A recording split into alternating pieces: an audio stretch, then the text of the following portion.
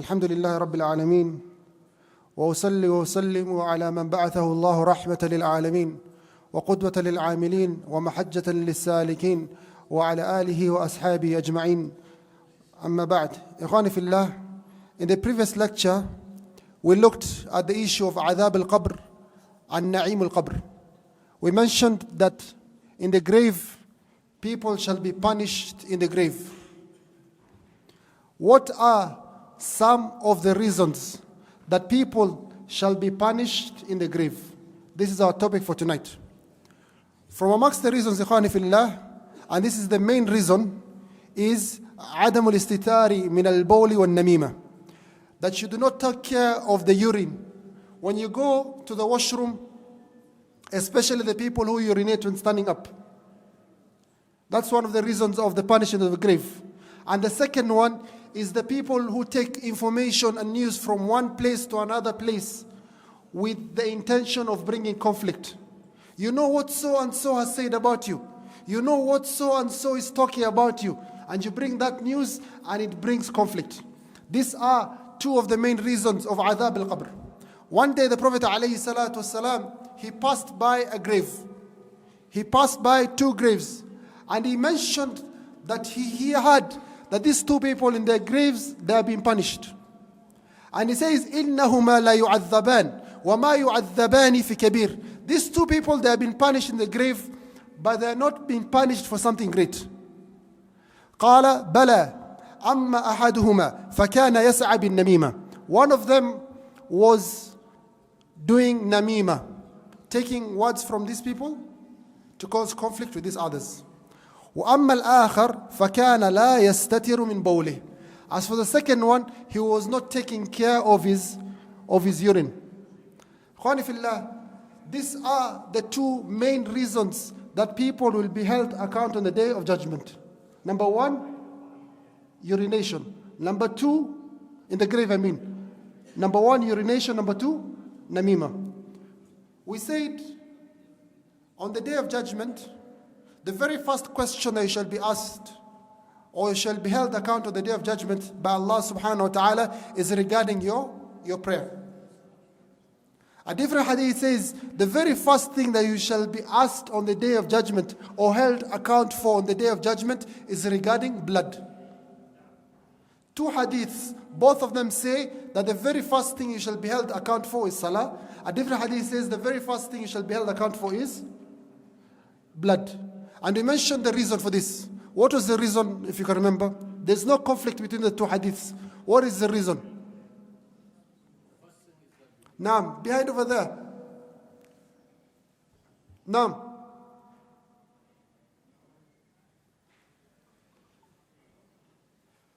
Naam.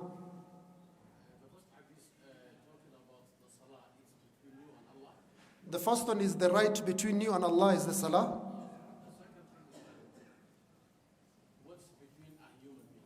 Between you and human beings. Type. So those are two different rights. Salah is between you and Allah. So that's the first right you shall be asked regarding the rights of Allah is the salah.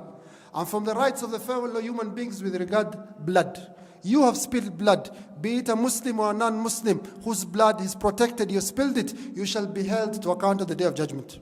As for the grave, the first things you shall be asked is also like an introduction to this. For your salah to be accepted, you have to go do what? Naam Haidar. You have to go wudu. And is wudu accepted if there is urine? So with your salah, the first issue is wudu, tahara. Taib. When people want to cause conflicts, what's the main way of causing conflicts? This, the tongue. So most of the time, blood is not spilled directly.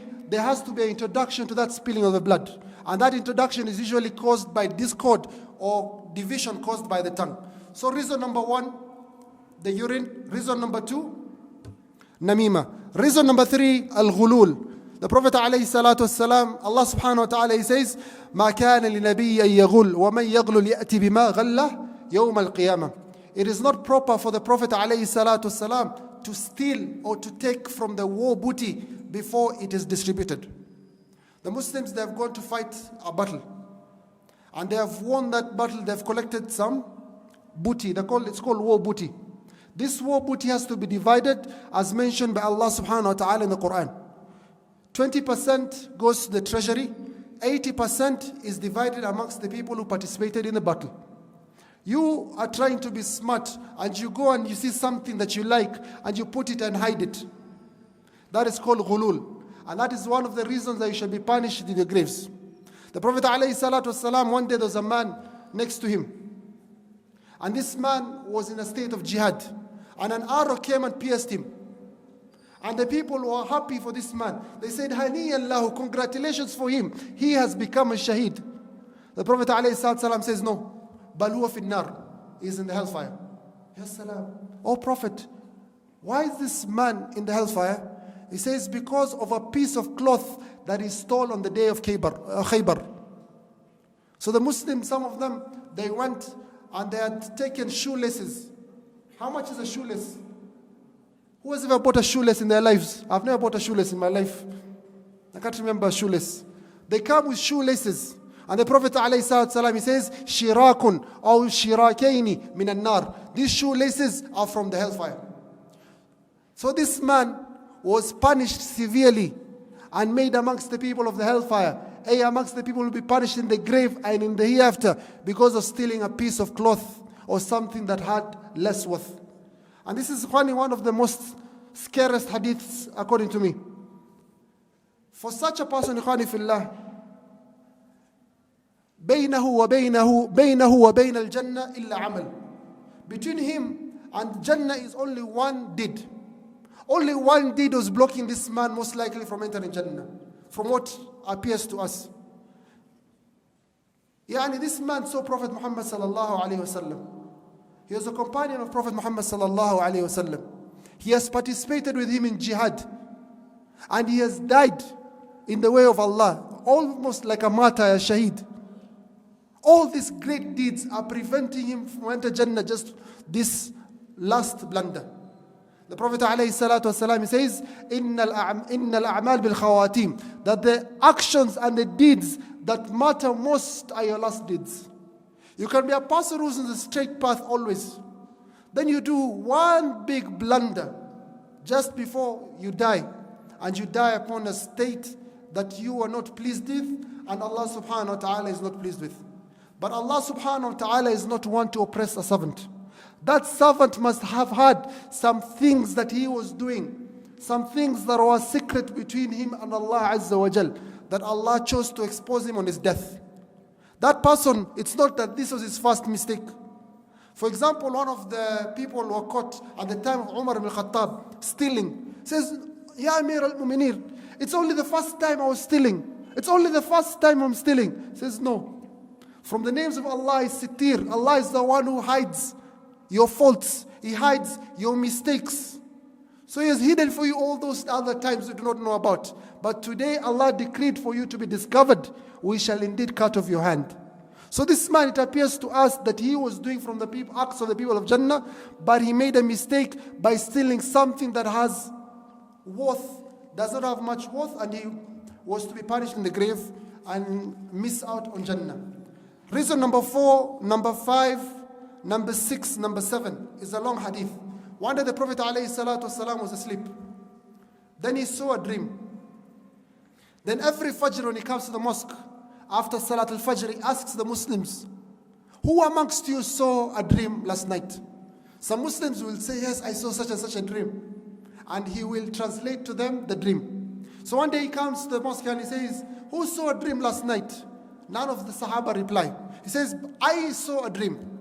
I saw 2 people coming to me, Jibril al-Mikail, and they took me on a journey. In that journey, number 1, I saw a man, a hook was being placed inside his mouth and his lips ripped open, and the lips healed back and they ripped open again. The second thing I saw in that trip, I saw a man taking a heavy stone and crushing it on someone's head. If the head crushes, then it comes back okay. I saw this man repeating this sequence over and over again. Number 3, I saw people burnt in a fire, naked men and naked women. Number 4, I saw a man swimming in a river of blood. and a man sitting on the banks. And every time this man is about to reach the bank, this other one who's sitting on the bank takes a small pebble and throws in the mouth of this person who's swimming. And this person, as a result, falls back into the swimming of the blood. And he continued his journey and the dream he saw the Prophet ﷺ. Thereafter he asked, what are these things I have seen tonight? He says, for the first person, kadhab is a liar. He speaks lies. And his punishment in the grave was for his lips and his mouth to be ripped open every single time.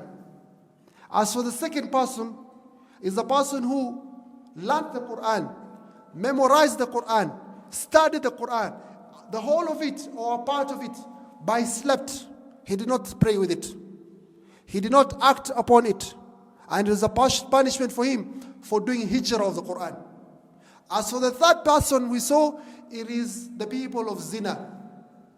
And zina is the worst of sins. Fornication is the worst of sins. Having sex out of marriage is the worst of sins. We'll look later when we're looking at the hellfire, when the people in hellfire and all the punishment they go through in the hellfire, they shall be disgusted by a group in the hellfire. These people in the hellfire are smelling so bad, but even approaching them is punishment enough. These are the people of zina. So the third group that was seen there was the people of zina. Women and men engaging in legal sexual intercourse. And number 4 is the people of riba.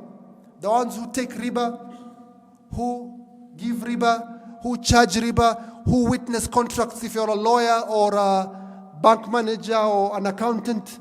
All those people shall be punished in the grave and in the day of judgment. That's number 1 to number 7. Inshallah, you'll be able to remember all of them. Number 8. From amongst the reasons, but this is not quite a punishment in the grave, is the person who was a debt shall not be enjoying the pleasures of the grave.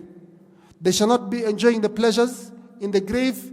They shall not be enjoying the pleasures that are prepared for them.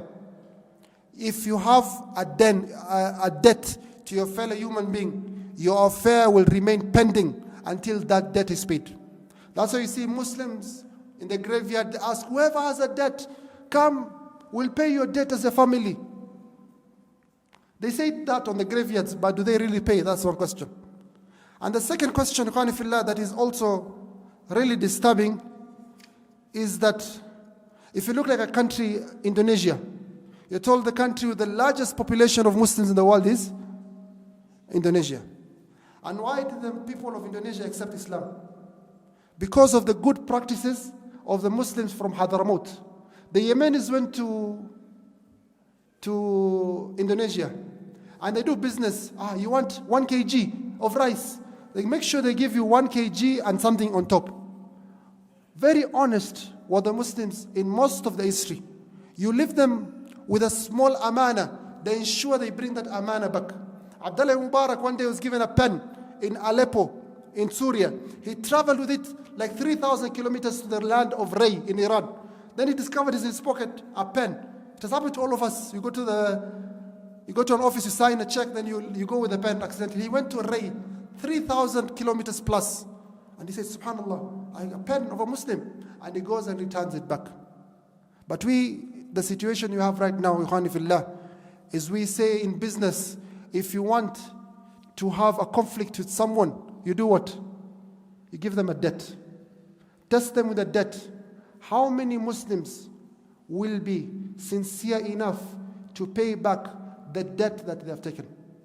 We have seen people, Ikhwani Fillah, they come when they're begging for money, mashallah, the most kindest, politest, kwa Kiswahili wanasema wanajidhalilisha, they humiliate themselves before you. They ask for it so much and they swear every swear that's present in this world. But when it comes for you claiming back, asking them to pay what you honored them with, you favored them with, are they going to pay back easily? You call 1,000 times, they block your number. You follow them to your office, the watchman is instructed not to allow you in. Later on, you call with a different number, he starts shouting at you for disturbing him. Yet you're asking for your own right. Such a person, do they think that Allah subhanahu wa ta'ala will leave them alone? such a person shall be held to account in the grave. Also, Ikhwani fillah, from amongst the reasons that people are punished in the grave, the Prophet alayhi salatu wasalam, he says, إِنَّ الْمَيِّتَ يُعَذَّوْ بِبَعْضِ بُكَاءِ أَهْلِهِ عَلَيْهِ. The dead person is punished in the grave because of the person or his people crying for him. This is an interesting topic. Umar ibn Khattab radiallahu anhu was stabbed at the time of Fajr, as you all aware. Then Suhaib al-Rumi comes and starts crying. Umar says to him this hadith, that did you not hear the Prophet alayhi salatu wasalam say that a dead person is punished in the grave because of what the people who are alive, they are crying. This hadith shook the Muslims. Aisha radiallahu anha says this hadith is a mistake. The Prophet did not say this. Allah subhanahu wa ta'ala says in the Quran, وَلَا تَزِرُ وَازِرَةُ وِزْرَ أُخْرَى, that no one shall be held accountable for punishment for someone else's work. Someone else has made a sin, then I be punished? Is that fair? Ikhwani fillah. The Christians, from their belief, is that Adam alayhi salam made a mistake. But Adam was not to be punished for that mistake. Someone else had to come and be crucified on the cross because of that another person's mistake. But Muslims are not like that. But how do we explain this hadith? The Prophet ﷺ says, إِنَّ الْمَيِّتَ يُعَذَّوْ بِبَعْضِ بُكَاءِ أَهْلِهِ عَلَيْهِ, that a dead person is punished in the grave because of people crying for him. The scholars, they have mentioned a number of reasons. Number one, they say this hadith is weak. And this is the opinion of Aisha and Imam Shafi'i. But this opinion is a weak opinion. Why? Because this hadith has been narrated by many of the companions of Prophet Muhammad sallallahu alaihi wasallam. Second opinion, some of the scholars, they say this is a person who encourages or advertises the position. If I die, make sure my people really cry. Make sure people really cry. There are professional mourners you've seen in the famous one being, I think, in Ghana. It was in Ghana, the YouTube, it's a TikTok or something. The one they are keeping in every TikTok of someone, when you do a mistake, there's that tone. So they're professional mourners. So you get a professional mourner, you say, if I die, make sure people really cry and really miss me. That is opinion number. Another opinion. Another opinion, as mentioned by Imam Bukhari rahimahullah, he says, this is a person who tolerated such behavior from his family when he was alive.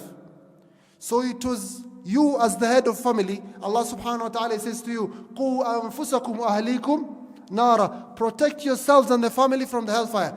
But when you are alive, you tolerated this behavior of people crying and cutting their clothes and tearing up and going against the qadr of Allah Azza wa Jal. Allah subhanahu wa ta'ala is the one who decreed death. كُلُّ نَفْسٍ ذَائِقَةُ الْمَوْتِ. Allah is the one who decreed death for everyone. This is Allah's decree.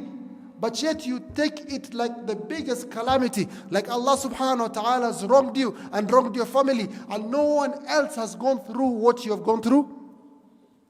So the scholars, they say that this is a person who tolerated such behavior when he was alive. Shaykh al-Islam Ahmad ibn Taymiyyah rahimahullah, who passed away in the year 728 of the Hijri calendar, he says all these opinions, all of them are weak. All of them, they are weak. The correct opinion is that يُعَذَّبْ بِبَعْضِ, the person is actually paining in the grave. يُعَذَّبْ بِمَعنَى الْأَلَمِ. He says that the person in the grave, it pains him or pains her when people start crying. The tears that are followed up with other acts that do not please Allah subhanahu wa ta'ala. As for crying, it is not haram, ikhwani fillah. It's allowed to cry. When the Prophet ﷺ, he lost his son. Which son was this? The one, the eclipse. Ibrahim. He lost his son and there was an eclipse. Then he started crying. Then the Sahaba asked him, Ya Rasulullah, you're crying and you're the Prophet, you're crying. He says, إِنَّ الْقَلْبَ يَحْزَنُ وَإِنَّ الْعَيْنَ تَدْمَعُ وَإِنَّ بِفِرَاقِكَ يَا إِبْرَاهِيمُ لَمَحْزُونُونَ.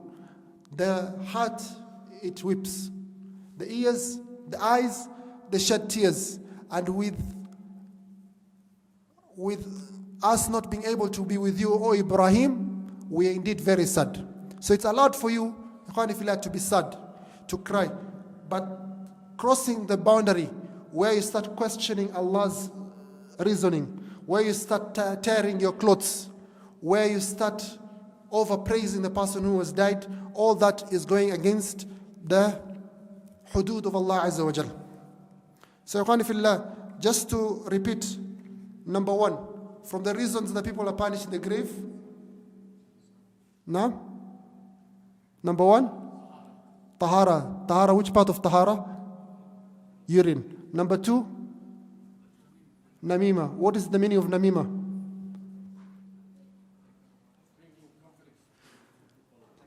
Taking words from here and there. This issue of the tongue. There's another lady, one day she came to complain to me about her relative. And she was talking so bad about her relative.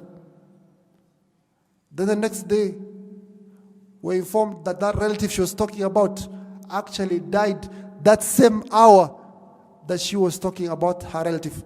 And she was saying to me, Wallahi, the thing that breaks my heart is not my relative has died, but it's the words that I was telling you about that relative. So always be careful of what your tongue says. Always speak good or shut up. Yes, shut up might be very impolite or rude, but that's how to make the message as clear as possible. As a Muslim, man kana yu'minu billahi wal yawmil akhir falyaqul khayran aw liyasmut. Always speak good or keep quiet. And being in conflict is not speaking good. Number three, from amongst the reasons of adab al-qabr, ashabul yamin. Now, riba. Number four, fornication. Number five. Now? People just knowing the Quran and living it. Number six. Debt. Number seven. Riba. Number eight. Type. These are some of the reasons for adab al-qabr. What will protect you, Khani fillah, from adab al-qabr? From amongst the things that will protect you every day in your salah, you make what? Dua in your salah, in tashahud. Allahumma inni a'udhu bika min adhabi. You always make that dua. The Prophet alayhi salatu wasalam, he says, Ista'idhu billahi min adhab al-qabr. Ask Allah subhanahu wa ta'ala to protect you from the adhab al-qabr. So every day in your salah, you ask Allah to protect you from four things. From four things in your salah. You ask Him, Allahumma inni a'udhu bika min adhabi jahannam. From the punishment of the hellfire. وأعوذ بك من عذاب القبر ومن فتنة المحياه والممات ومن شر فتنة المسيح الدجال. So always ask Allah subhanahu wa ta'ala for that protection. However, from Allah's honoring of some of His servants, there are a group of people, ikhwani fillah, they shall never get adhab al-qabr. Amongst them is the shaheed, the martyr, the one who dies fi sabilillah. The Prophet alayhi salatu wasalam says that for the shaheed, the martyr, he has 6 attributes. There's nothing greater than the shaheed. The Prophet ﷺ in different hadith we mentioned previously, he says, وَدِدْتُ أَنْ أَغْزُوَ فِي سَبِيلِ اللَّهِ فَأُقْتَلْ ثُمَّ أُحْيَا ثُمَّ أُقْتَلْ ثُمَّ أُحْيَا ثُمَّ أُقْتَلْ. I wish that I was fi sabilillah. Then I'm killed. Then I'm given life again. Then I'm killed. Then I'm given life again. Then I'm killed. There's nothing greater than the shaheed. The Prophet ﷺ, he says that the shaheed has 6 attributes. Number 1, the first time he's killed, all his sins are forgiven. Number 2, he sees his place in Jannah. Number 3, he is protected from the adhab al-qabr. Number 4, he is protected from the Fazl al-Akbar, when the horn is blown for the first time. Number 5, he's given a crown on the day of judgment and given 72 wives from the Hur al-Ain. And he allows or intercedes for 70 of his family members to enter Jannah. So number 1 is the shaheed. Number 2 is the one who dies in a state of ribat. What is ribat, ikhwani fillah? Who knows what the ribat is? We mentioned this before. Who knows what the ribat is?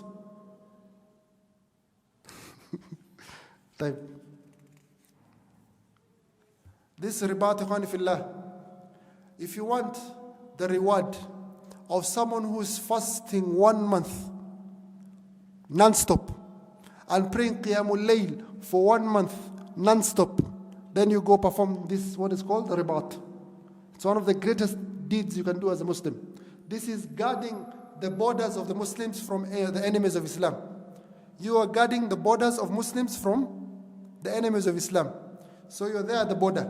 Your day is to protect the lives of the Muslims behind you, the properties, the women, the children. Such a person, every day they spend there, 1 day is equivalent to us 1 month fasting and 1 month Qiyamul Layl. Except for these 10 days that were in the 10 days of Dhul Hijjah. That person's deed is not even better than these 10 days of Dhul Hijjah. These 10 days of Dhul Hijjah is even better than that guy. But if that guy is doing that amal in the 10 days of Dhul Hijjah, you cannot compare to him. You cannot compare to him. Such a person, if he dies in a state of looking after the borders of the Muslims, he is considered continuing with his work until the day of judgment. Have you understood that point? A person guarding the border of the Muslims, if he dies as he's guarding the borders, that person is considered by Allah Azza wa Jal that is still working, guarding the borders of the Muslims. So his deeds are written for him until the day of judgment. His deeds will never stop.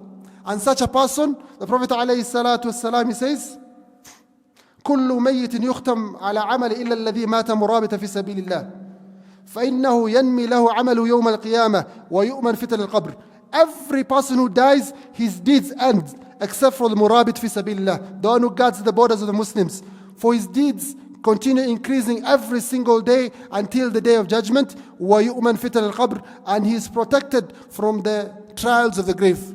And this is general statement, covers both the fitnatul qabr and the adhab al-qabr. This is number 2. Number 1 was the shaheed. Number 2 was murabita. Number 3, the one who dies on the day of Friday. If you die on the day of Friday, which begins in English Thursday after Maghrib. Our day as Muslims begins after Maghrib. So Thursday after Maghrib until the next day, just before Maghrib, this is considered Friday.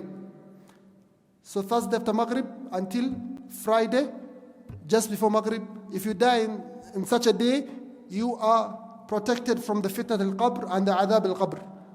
This is the opinion of the Shaykh that this hadith is authentic. But the correct opinion, on Allah knows best, is that this hadith is a weak hadith. That this hadith is a weak hadith and Allah knows best.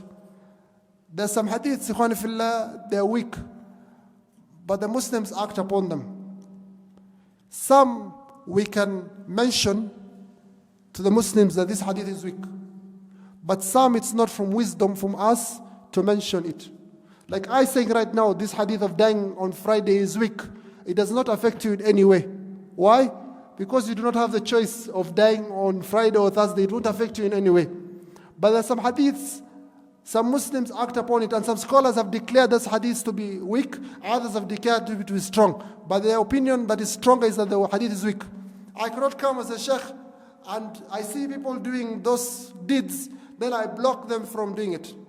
Like some brothers, may Allah guide them, they're called like Qutta'a Turq. In Arabic they're called Qutta'a Turq. They're like bandits. You have some merchandise you're carrying with you and they want to take from you that merchandise. For example, you find them, they say, these 10 days of the Hijjah, the Prophet Muhammad sallallahu alayhi wasallam did not fast in it. You've had this opinion. How dare you as a sheikh or a talib ilm start spreading such nonsense? The only intention you have is to block people from doing khair.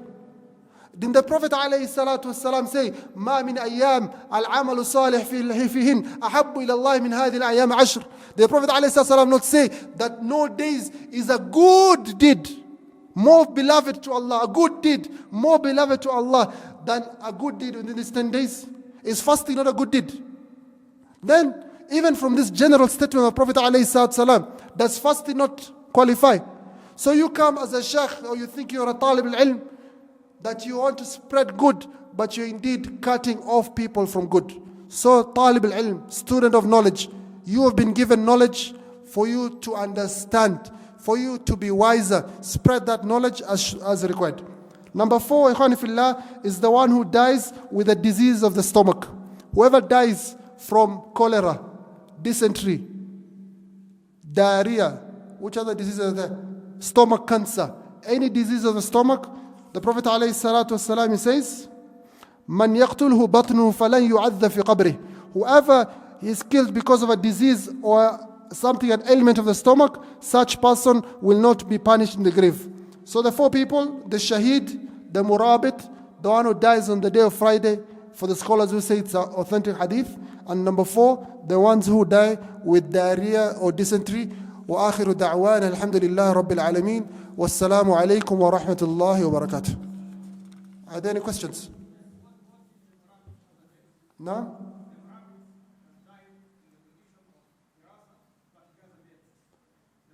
He has a debt. Very good question. The shaheed and the murabit, they are not absolved from the right of human beings. For you to go do such a deed, you know the possibility of you being killed or dying is high. Make sure you have to pay your debts. You cannot run away from the people's debts. Allah subhanahu wa ta'ala will not forgive you for the people's debts. That's between you and the human beings to sort out. So the murabit, his reward will be delayed for him until such an issue is settled. Are you together? Any other questions? No.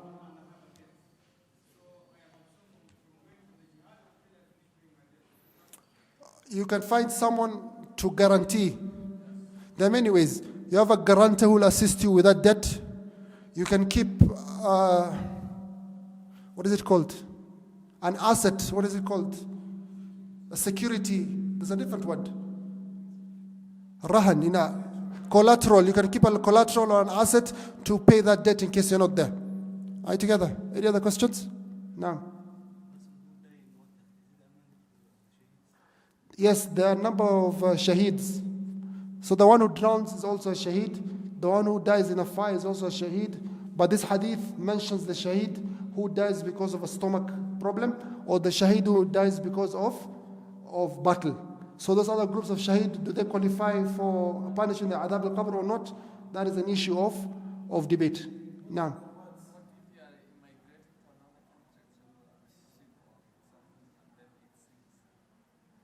Then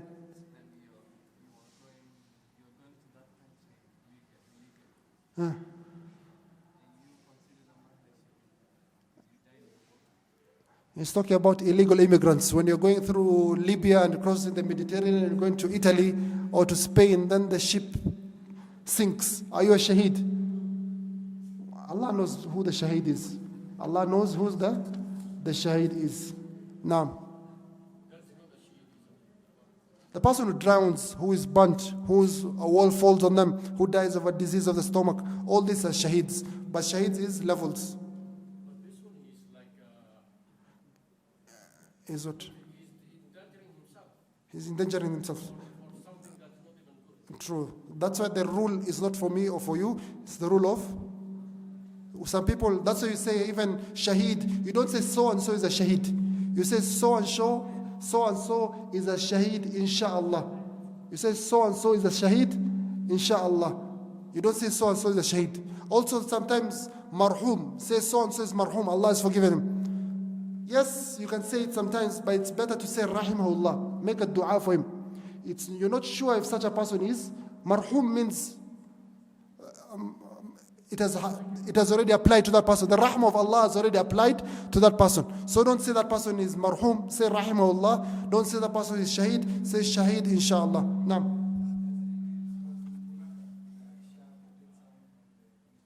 No?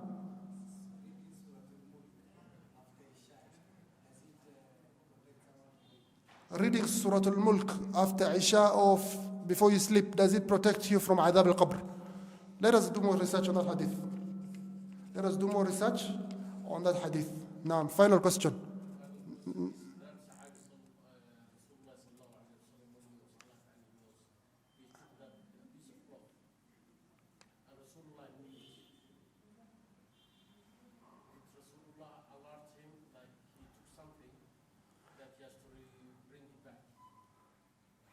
Number one, calling him a Sahabi is something also question. number one, afwan, that person who died, you just say that person who died with a stolen property. Number one, we don't know if he's a Sahabi or not. We don't know the background story. Maybe there's something hidden, we don't know. Because all the Sahaba, they're in Jannah, as you're aware.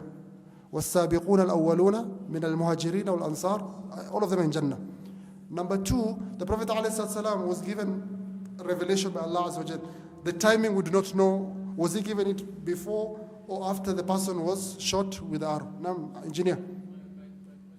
So then, if someone dies with a debt of somebody, does he get a punishment in the grave, or he's not getting the real amusement in the grave, or he's punished in the grave?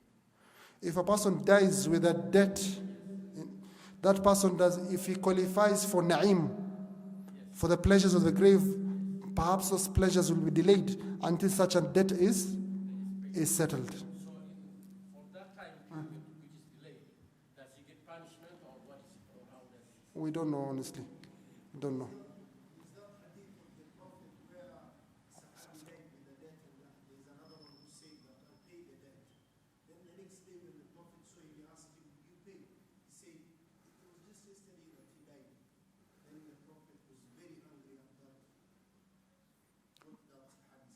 MashaAllah.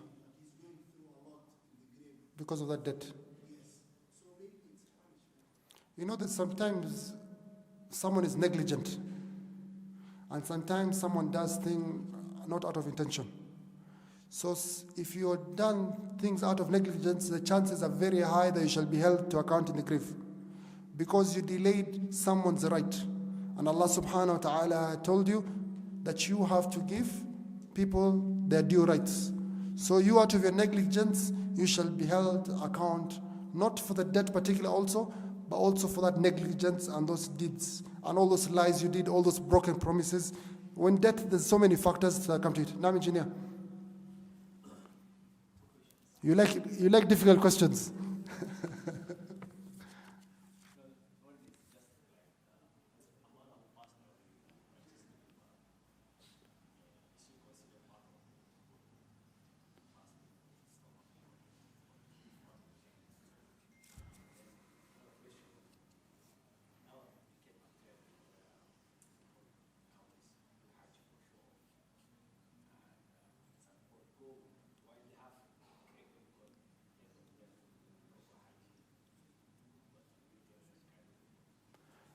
Type.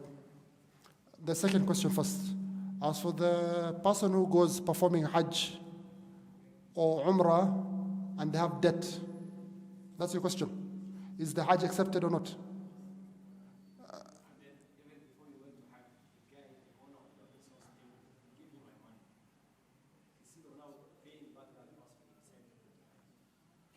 So you have two things that you weigh. Do I go perform Hajj or Umrah, or do I pay the debt? The best for you as a believer of Allah Azza wa Jal is you know that Hajj is obligatory for the one who is able to. But you do not have that money in reality. So it's not wajib upon you. And this debt that is due to you is wajib. So this wajib of debt takes precedence over the Hajj and Umrah. So you have to pay the debt. But however, you did not do that and you went to perform Hajj, your Hajj will be accepted most likely, but it will not have the same reward that you hoped for as another person who went the correct way. So it does not invalidate your Hajj. Your Hajj, you have done your Hajj as a Muslim, you have done your Umrah as a Muslim, and that is done. Those are two separate issues. In fiqh, it's called in fiqh al-jihad. Like, remember, Sharif, you disturbed me about this issue a lot. Remember this issue? If you steal water and you perform wudu with that water, is your wudu authentic or accepted or not? Remember? You remember very clearly this issue. Those are two separate issues. You stealing the water is a sin by itself. You doing wudu is a different act. So you doing wudu, you can pray and your salah is accepted, your wudu is accepted. But you shall be held accountable for stealing water. And stealing water is not stealing from Muslims. Even stealing Nairobi water is stealing water. stealing from Nairobi water, stealing from these water bowsers, stealing from the mosque, like some people jumped another time over our wall and took water. We've forgiven them. All that is stealing. So those are two separate issues, engineer. So the Hajj and the debt are two separate issues. The second issue is the issue of the woman. The woman who dies giving childbirth, during childbirth, is she a shaheed or not? I think she is a shaheed. She is a martyr, and Allah knows best who the martyrs are.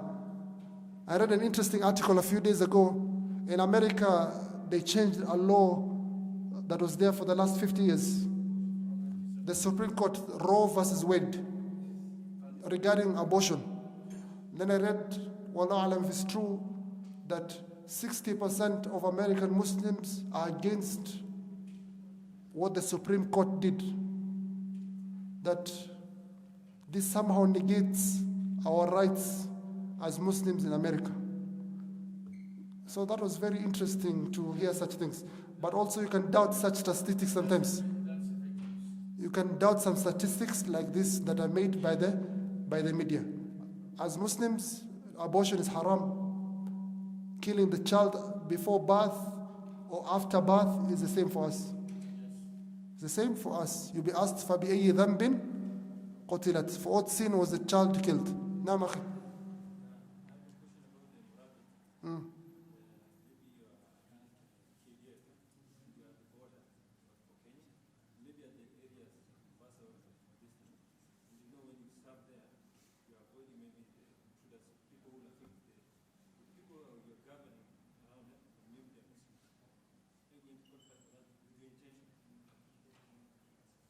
You said a good point. The last question was with your intention.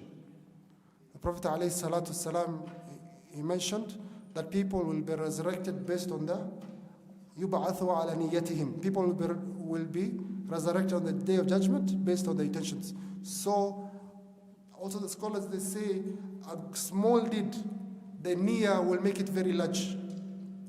But a big deed, the niyyah can make it very small in reward. So everything goes with the intentions. إِنَّمَا الْأَعْمَالُ بِالنِّيَّاتِ. All deeds are based on intentions. Now, last question. Now, Ali. Today we're staying here to midnight. Now, Marwan.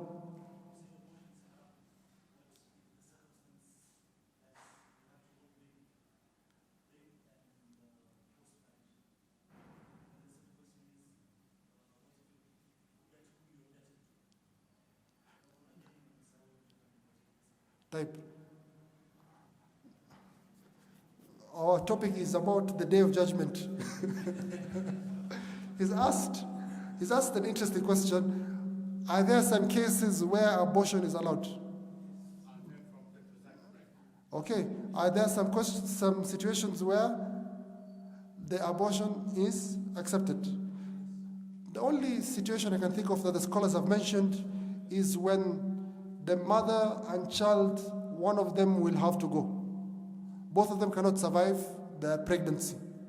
So a doctor who is trustworthy makes a good opinion, a good decision, or a number of opinions. All of them, they say, we have to end this pregnancy to save the mother's life, or we have to do something.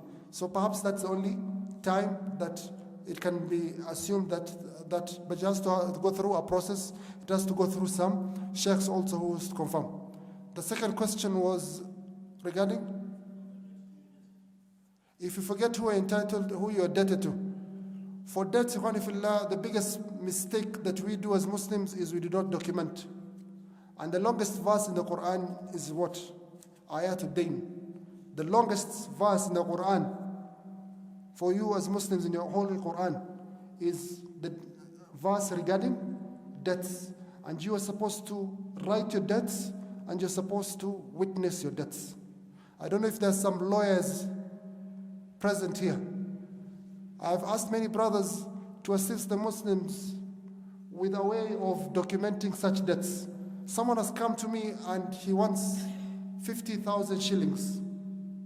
Many of you guys know IT or you've studied law. Make for me an app, or make for the fellow Muslims an app.